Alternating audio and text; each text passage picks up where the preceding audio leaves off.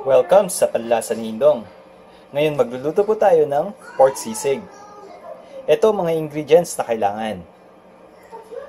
Pork, onion, bay leaves, black pepper, garlic, kalamansi, sili, mayonnaise, Knorr liquid seasoning, and Knorr pork cubes.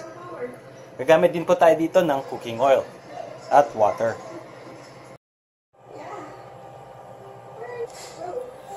Okay, first step na gagawin po natin, lalagay na po natin dito yung pork.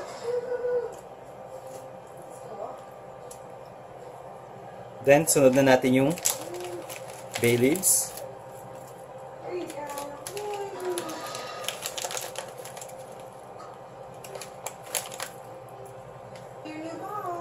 Then, yung black pepper.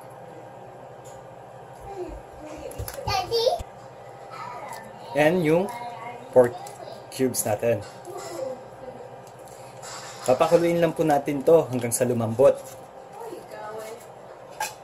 Then, takpan lang muna natin. Hintayin po natin kumulo at lumambot. Then, we go to the next step.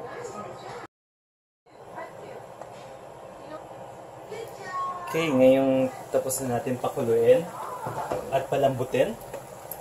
Ngayon, lagay lang po natin to sa isang lalagyan at patuyuin po natin.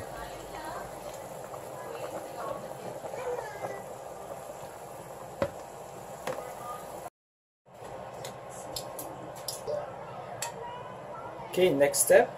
Papainit lang po tayo ng mantika. Pag mainit na po, pwede na po natin ilagay yung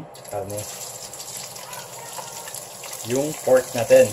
Then, hintayin lang po natin to maging golden brown.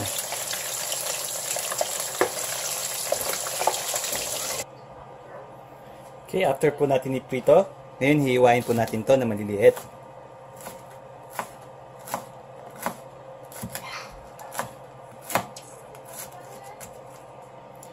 Nahiwa ko na po siya. Now we go to the next step. Okay, next step na gagawin natin. Magigisa na po tayo.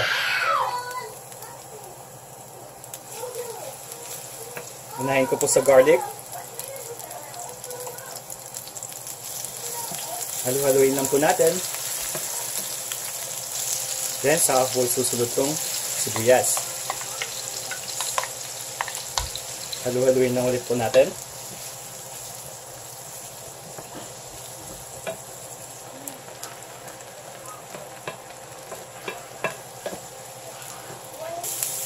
Next step, lagay na po natin yung pork. Tapos natin ulit halu-haluin. Then, pwede na po natin ilagay yung mayonnaise. Mga 3 kutsara po na mayonnaise.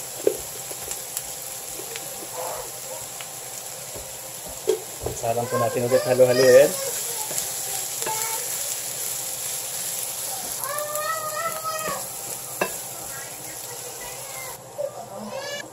Okay, so ito na po siya. Ngayon, lalagyan na po natin ng Knorr liquid seasoning. Ito po yung isang pampasarap sa sisig. Then, lagyan na po natin ng itlog sa ibabaw. Then, siyempre, yung kalamansi.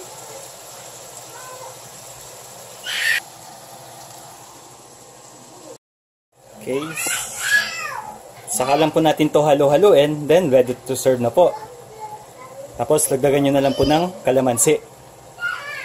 Sa mga ibang ingredients pa na gusto nyo pong malaman, pupunta lang po kayo sa Panlasa ni Indong. Maraming salamat po.